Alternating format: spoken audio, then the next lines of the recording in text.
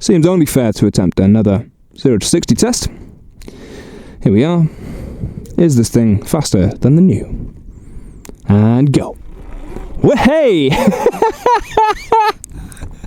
Yes, it is. It's in sport mode.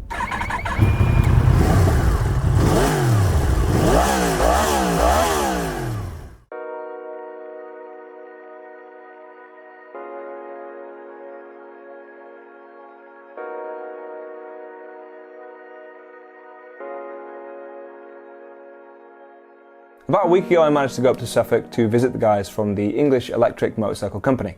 If that name isn't familiar to you, you may be more familiar with their original company, Old Empire Motorcycles, which was a custom bike builder. Well, they're branching out into the electric vehicle market, and they are distributors for most of the well-established electric bike manufacturers that are on the market now. Now, if you're at all intrigued, interested, fascinated by this new electric movement, and you want to know what it's all about, these are the best guys to go to because they have so many on hand. Their knowledge of the industry obviously is good, they've been in it for a while, and their knowledge of these bikes is very good as well. If you've got any questions for them, that's great, but what's better is if you can actually get to them in the flesh and test some of these bikes. Book in with them, really, it really is worth your time. If your day runs anything like mine, first of all you'll meet Shop Dog, Alfie, who will get you to kick a ball, which will be a nice break from the 2.5 hours ride that you took to get there. And then you'll have the opportunity to ride everything they've got there, from the very small to the very big, almost monstrous, gargantuan. Not in terms of scale or size, it's just real heavy.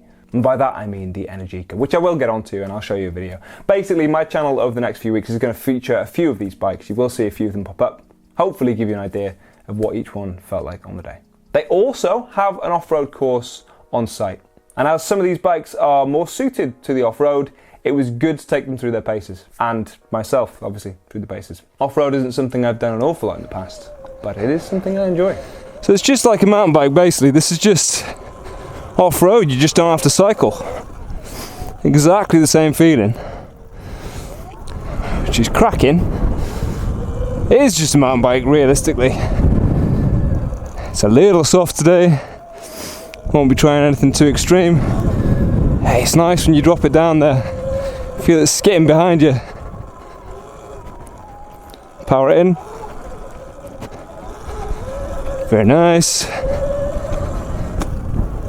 I've got a little bit of rear wheel off there. I mean, you can get a proper hustle on.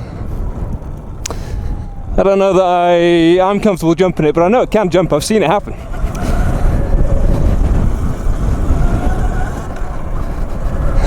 Holy God. Oh, holy Moses. That's good fun though. Overgrown, huh? Bush City. Oh, that hurts.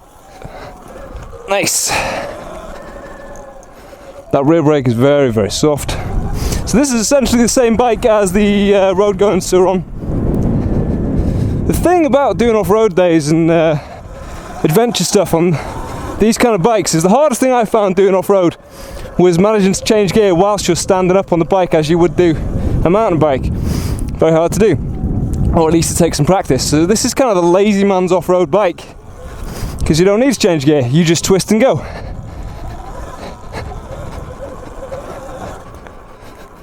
Very cool. Probably a little bit muddy. I'm wondering if I can wheelie it. What do you reckon? Wheelie or slip?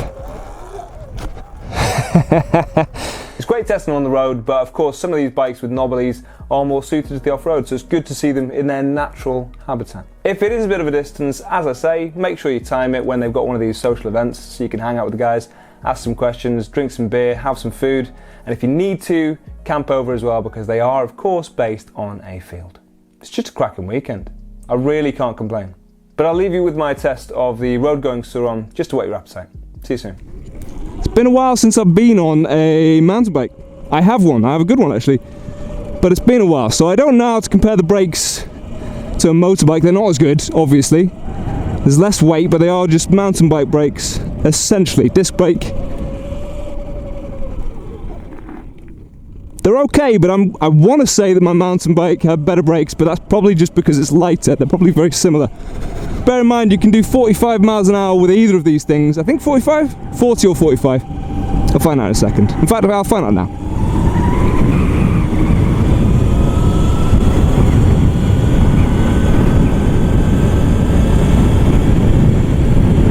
Yeah, I mean 42, but we're going up a hill. I'm saying probably a limit of 45. Okay, yeah, if you stick it in sport mode whilst riding, you can tell the kind of surge that it gets. The thing about a mountain bike is you don't want to take the same kind of lean angles that you would on a motorbike, because just the tyres are really thin. It feels a little sketchy to bring on this road, if I'm perfectly honest.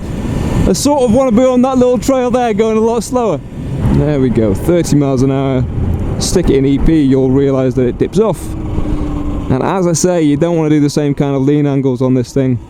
But I am looking forward to trying this, if it's a possibility, on the off-road course that they've got, because that's essentially what this thing is designed for. Now, what I know about my friend Guy Martin is he actually quite likes mountain bike. He does a lot of off-roading. Oh yeah! Oh, I love my bike! I love my bike! I love my push bike! Cycling around. Because it's a freedom. It's a freedom on the bike.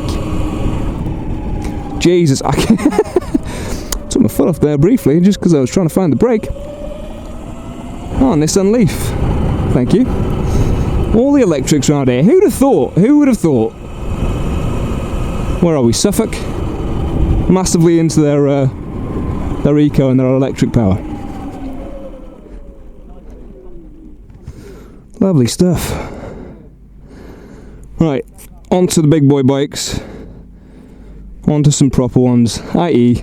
Super Soco, Zero, and hopefully Energica. See you in a minute. That was good fun.